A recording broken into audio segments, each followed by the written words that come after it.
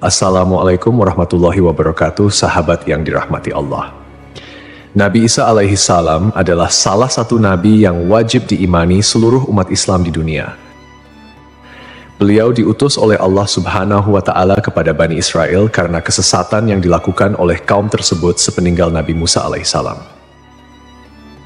Tidaklah sempurna iman seorang Muslim bila tidak mengimani keberadaan salah satu dari 25 nabi-nabi yang memiliki kemuliaan di sisi Allah Subhanahu wa Ta'ala. Pada akhir zaman, Nabi Isa alaihi salam akan kembali turun ke bumi untuk membunuh Dajjal, musuh umat Muslim yang paling ditakuti karena kehebatan fitnahnya. Nabi Isa akan datang kembali ke muka bumi demi menegakkan kebenaran serta memberi petunjuk jalan menuju keselamatan. Selain itu, ia juga membawa misi penting untuk membunuh Dajjal. Dajjal akan menyebarkan fitnah, kemudian berusaha menyesatkan umat manusia agar jauh dari jalan Allah. Tipu dayanya amatlah dahsyat sehingga yang baik akan terlihat buruk. Namun, tahukah Anda mengapa justru Nabi Isa alaihi salam yang ditugaskan Allah Subhanahu wa Ta'ala untuk membunuh Dajjal? Mengapa bukan Nabi Muhammad Shallallahu Alaihi Wasallam yang secara syariat sebagai junjungan seluruh umat Muslim di dunia? Sejatinya, hanya Allah SWT yang tahu alasan mengapa mengutus Nabi Isa untuk membunuh Dajjal.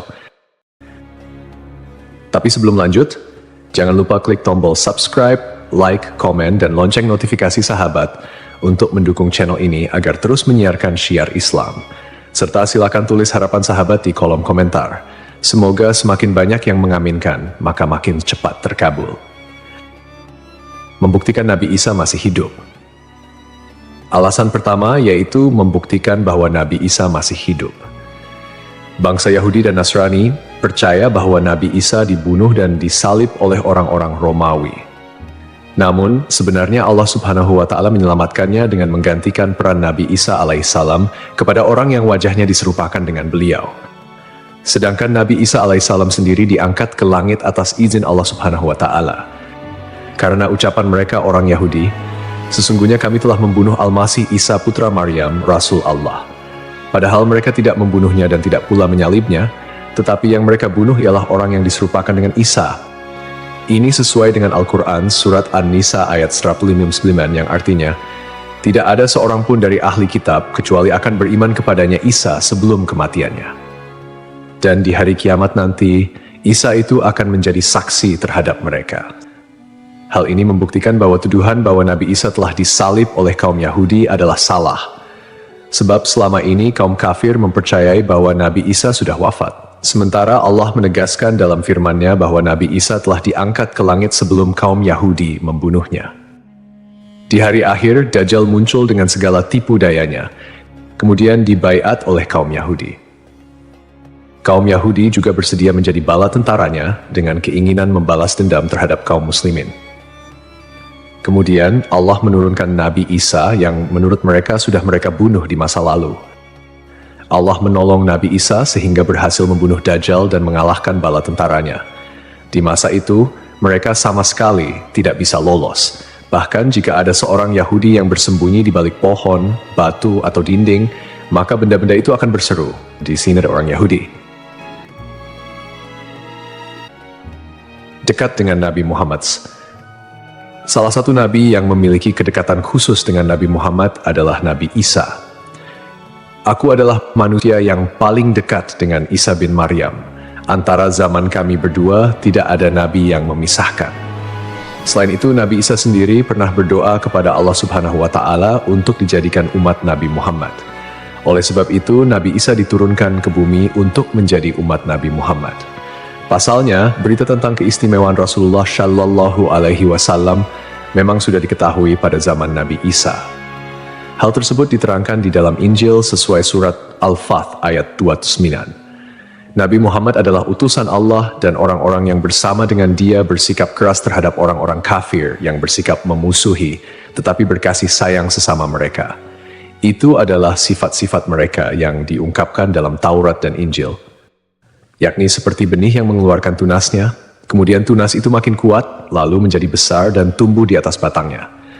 Tanaman itu menyenangkan hati orang yang menanamnya. Keadaan mereka diumpamakan seperti itu. Karena Allah hendak membuat marah orang-orang kafir. Allah menjanjikan kepada orang-orang yang beriman dan mengerjakan kebajikan di antara mereka ampunan dan pahala yang besar. Nabi Isa alaihissalam kembali turun ke bumi diyakini akan menegaskan kebenaran dari ajaran Nabi Muhammad SAW.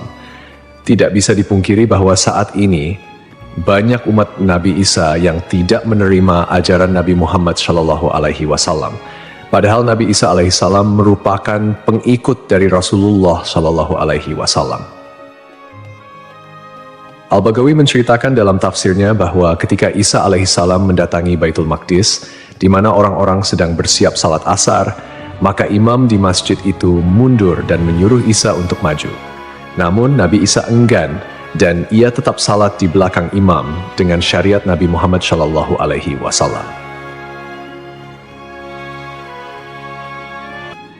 Menjalankan kewajiban jihad.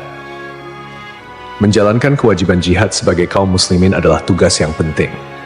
Maka Nabi Isa diturunkan ke bumi untuk menjadi umat Nabi Muhammad. Keistimewaan Nabi Muhammad memang sudah diketahui sejak masa Nabi Isa dan diterangkan di dalam Injil sesuai surat Al-Fath ayat 29, yang artinya, Muhammad adalah utusan Allah dan orang-orang yang bersama dengan dia bersikap keras terhadap orang-orang kafir, tetapi berkasih sayang sesama mereka. Kamu melihat mereka ruku dan sujud mencari karunia Allah dan keridhaannya.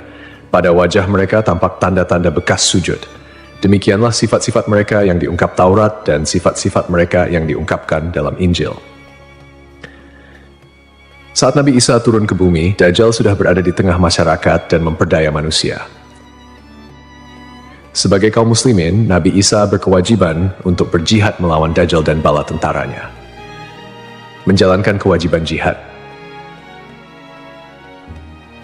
Allah Subhanahu wa Ta'ala memilih Nabi Isa alaihissalam untuk membunuh Dajjal sebagai bentuk penegasan terhadap kebenaran agama Islam. Sebagian umat Nabi Isa masih belum menerima ajaran Nabi Muhammad dan masih memandang Nabi Isa sebagai anak Allah Subhanahu wa Ta'ala, walaupun Nabi Isa sendiri menolak klaim tersebut. Nabi Isa sebagai nabi yang jarak paling dekat dengan Nabi Muhammad. Keduanya merupakan tokoh yang unik dalam perjalanan kenabian. Tidak ada nabi yang diutus oleh Allah Subhanahu wa Ta'ala di antara masa hidup Nabi Isa dan Nabi Muhammad. Oleh karena itu, Allah Subhanahu wa Ta'ala mengutus Nabi Isa untuk membunuh Dajjal dan menghapus seluruh agama selain Islam. Tujuannya agar umat Nabi Isa menyadari kesesatan pandangan mereka dan beriman kepada Allah Subhanahu wa Ta'ala serta Nabi Muhammad sebagai nabi terakhir. Tindakan ini juga menggambarkan bahwa agama Islam adalah agama yang benar dan sempurna, mengintegrasikan ajaran-ajaran para nabi dari sebelumnya. Agama Islam sebagai agama rahmatan lil alamin yang membawa kedamaian, keadilan, dan kesejahteraan bagi seluruh makhluk.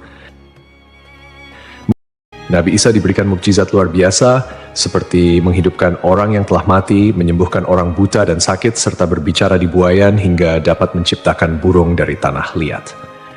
Nabi Isa sebagai penyempurna dari ajaran sebelumnya menyampaikan bahwa setelahnya akan muncul seorang utusan terakhir, yakni Nabi Muhammad.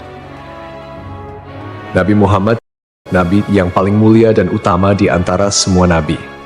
Beliau dianugerahi mukjizat terbesar, yaitu Al-Quran, yang merupakan firman Allah Subhanahu wa Ta'ala yang tidak dapat ditiru ataupun diubah oleh siapapun. Selain itu, Nabi Muhammad juga memiliki syafaat, yaitu pemberian ampunan kepada umatnya di hari kiamat. Melalui perbuatan membunuh Dajjal, Nabi Isa akan memperkuat dan menegaskan kemuliaan Nabi Muhammad, mengakui kedudukannya sebagai nabi penutup zaman. Tidak hanya Al-Quran, Nabi Muhammad juga diberikan mukjizat lain seperti membelah bulan dan air mengalir dari jemari tangannya.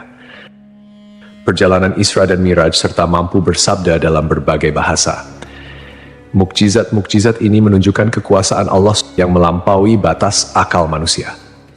Sementara keistimewaan Nabi Muhammad sebagai utusan Allah yang paling sempurna semakin terungkap, akhlak mulia, kejujuran tak tercela, keberanian luar biasa, dan kepedulian yang mendalam terhadap umatnya juga menjadi bagian dari kepribadian Nabi Muhammad.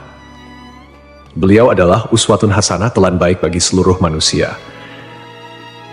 Hubungan dekat Nabi Isa dan Nabi Muhammad terlihat jelas, di mana Nabi Isa adalah nabi yang paling mendekati masa kenabian Nabi Muhammad tanpa ada nabi lain yang diutus oleh Allah antara keduanya. Nabi Isa bahkan menyampaikan kabar tentang kedatangan Nabi Muhammad sebagai nabi terakhir. Beliau mengakui bahwa Nabi Muhammad adalah nabi penutup para nabi dan menyatakan persaudaraan di antara mereka, cinta dan saling menghormati. Nabi Isa dan Nabi Muhammad menjadi bukti kebersamaan spiritual dengan mengakhiri keberadaan Dajjal. Nabi Isa secara simbolis menegaskan kemuliaan Nabi Muhammad dan menghormati sebagai nabi akhir zaman. Untuk dikembalikan ke tanah.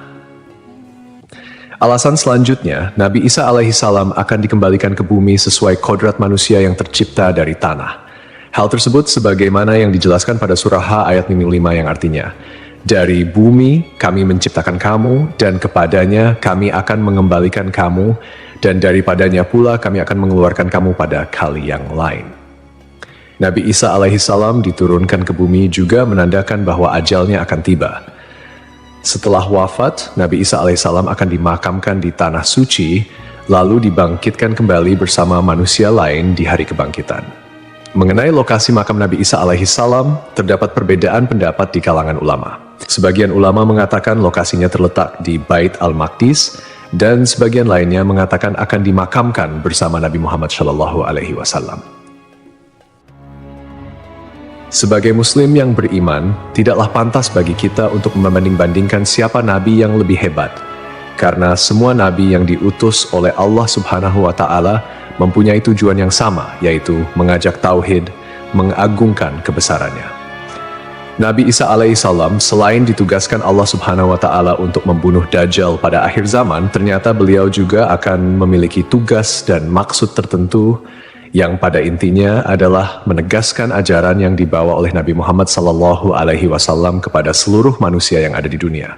Semoga kita semua bisa memetik pelajaran. Wallahu a'lam.